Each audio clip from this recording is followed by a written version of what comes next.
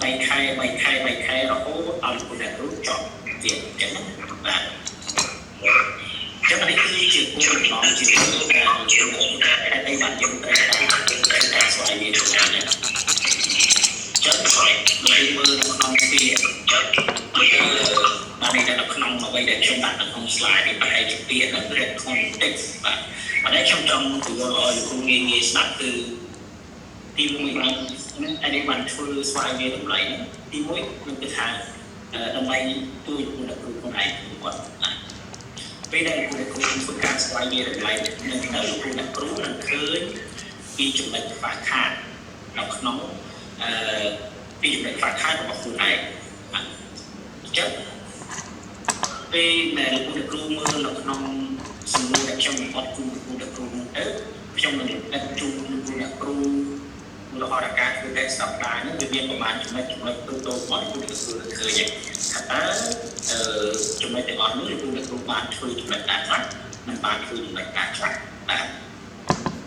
អានេះគឺសម្រាប់លោកគ្រូគាត់ទី2គឺដាក់ទៅជាមួយនឹងអង្គភាពរបស់លោកគ្រូថាឧទាហរណ៍ថាសាលារៀនរបស់លោកគ្រូ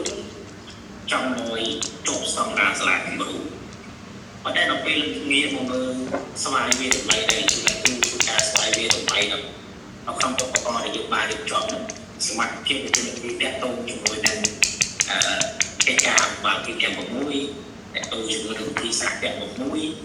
ពួកអ្នកគ្រូអត់ចំណេញផងថាធ្វើម៉េចបានយើងអាចចេញចំមកសាលារៀន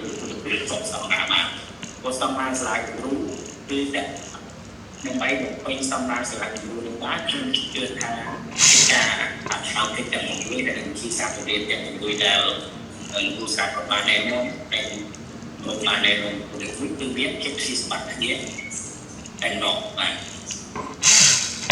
ចឹងហើយទី1គឺសម្រាប់លោកគ្រូទី2គឺសម្រាប់អង្គភាពទី3គឺសម្រាប់កម្មវិធីប្រកបដាបាទដូចខ្ញុំនិយាយពីលោកគ្រូខាងនៅចឹងកម្មវិធីប្រកបដាតែយកចិត្តទុកដាក់ជួយលោកគ្រូ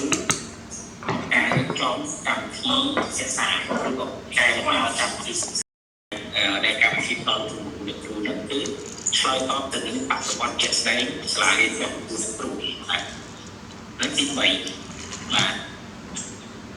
ចំណុចទី4គឺមានន័យថាគាត់តាមពីលោកគ្រូធ្វើការស្វែងយល់តម្លៃនេះគឺជាតាមរឹងមួយរបស់ខ្ញុំសារនៅក្នុងសប្តាហ៍ត្រូវតាមចំណេះដឹងរបស់លោកគ្រូចាប់ខ្ញុំទៅហៅឧទាហរណ៍ថានៅសប្តាហ៍នេះលោកគ្រូខាង BAT នឹងរៀនតាក់ទងជាមួយនឹងការធ្វើផែនការទៅលោកអាជីពអប់រំដែលជាកិច្ចការទី1នៅក្នុងវិទ្យាសាស្ត្ររៀនទាំង6ប៉ុន្តែដល់ពេលចូលមើលនៅក្នុងតារាងស្វែងយល់តម្លៃនេះឃើញថាលោកគ្រូធ្វើការស្វែងយល់តម្លៃហ្នឹងមានកម្រិតខ្ពស់